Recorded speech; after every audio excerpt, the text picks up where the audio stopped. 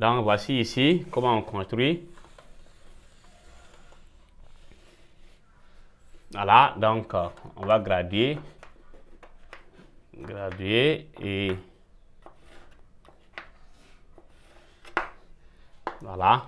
Donc, ici, on a donc ici, dans le tableau, on a moins 2, 0. Donc, y égale à moins 2,25. Donc, on a ça.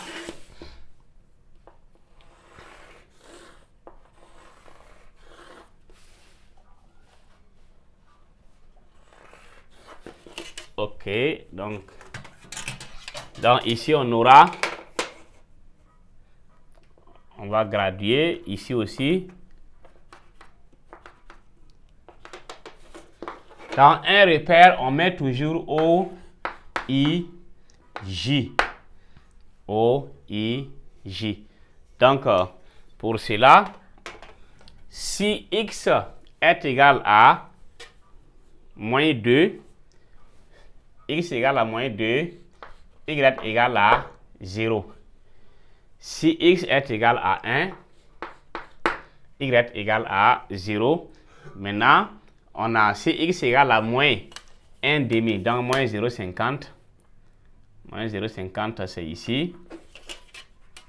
Moins 0,50. Donc, Y est égal à moins 4, donc 9 divisé par 4, moins 2,25. Donc, 2 est là. 2,25. Voilà. Donc, si vous avez dans le tableau un nombre ici, un nombre réel dont l'image aussi est réelle, x égale à moins 1 demi, y égale à moins 9k.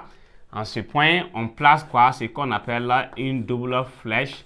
Ici, on place donc double flèche comme ça. Et pour tracer maintenant la courbe, on regarde maintenant, lorsque y tend vers moins l'infini, y commence en plus infini. Plus infini, c'est encore en haut. Donc, et on décroît. Donc, on commence en plus infini, on décroît jusqu'à ce niveau.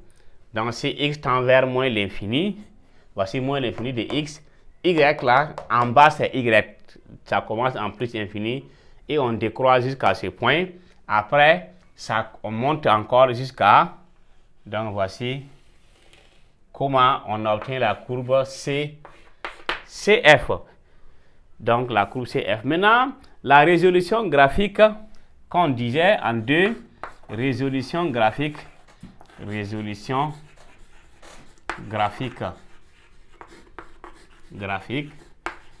Donc, on regarde ici, lorsque la courbe traverse l'arc des abscisses, c'est en quel point? C'est en moins 2 et en 1.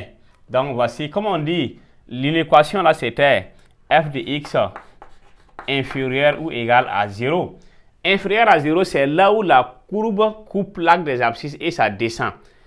Si la courbe est au-dessus de l'arc des abscisses, la fonction là-bas est supérieure à 0. Mais voici la partie là où la fonction f là est inférieure à 0. Donc, ce qui est en rouge. Donc, voici. Or, si on regarde ça, quel est l'intervalle concerné? Solution dans R est égal à quoi? Ça fait moins 2 à 1. Moins 2 à 1. Donc, voici comment on résout graphiquement une inéquation. La résolution donc graphique de l'inéquation, c'est comme ça on fait. Donc, voici donc la fin du petit a. Donc, petit a, c'était une activité. On dit que soit f, la fonction définie par f de x égale à x carré plus x moins 2. Et 1, étudier les variations de f et construire sa représentation graphique. Petit 2, résoudre graphiquement l'inéquation x carré plus x moins 2 inférieur ou égal à 0. Et on a pu donc étudier la fonction jusqu'à tracer donc la courbe. Et maintenant, en petit b, on va voir ce qu'on appelle une propriété. Quelles sont les étapes maintenant qu'on doit suivre donc pour pouvoir tracer, donc voilà, étudier la fonction jusqu'à tracer. On va voir ça au point suivant qui est petit b.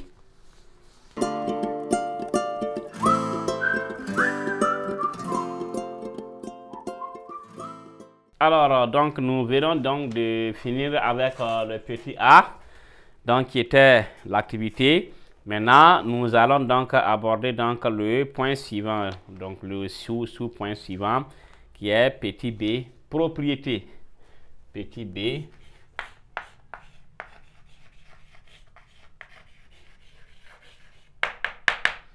Propriété. Donc, on a pour tout. Donc, pour étudier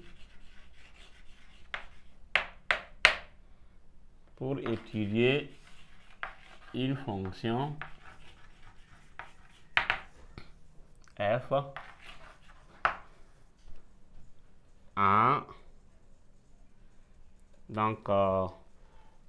l'absence de consigne, donc en absence, ou encore donc en absence, voilà.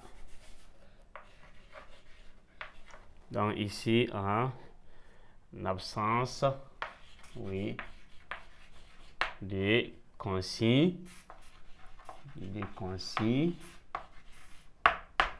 oui. Ici donc des consignes particulières, voilà, particulières.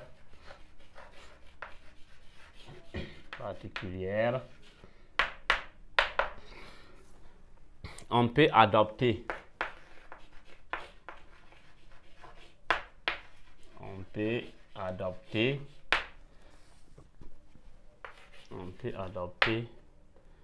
Le plan suivant. 2 points. Donc, d'abord, premier tiret, déterminer l'ensemble des définitions.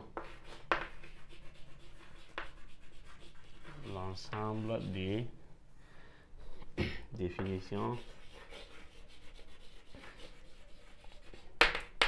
Ensemble de définitions de f.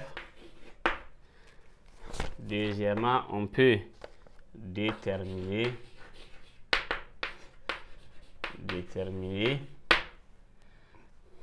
la dérivée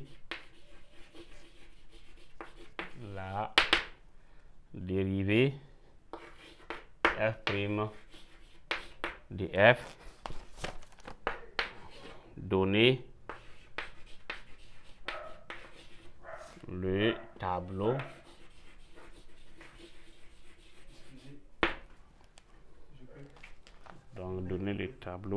Donc, pour étudier donc une fonction f en absence de consigne particulière, on adopte le plan suivant. Donc, le plan qu'il faut adopter.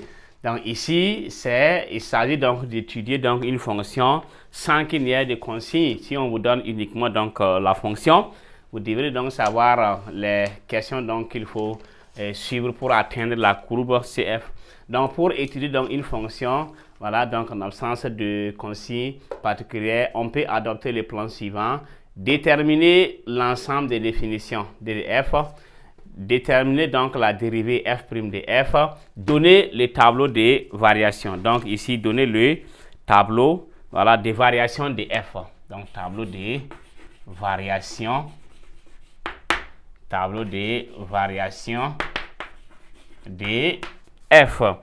Donc après cela, donc si on arrive à avoir le tableau de variations, il faut donner maintenant dans une table de valeurs. Voilà, donner une table, voilà, donc des valeurs. Une table de valeurs.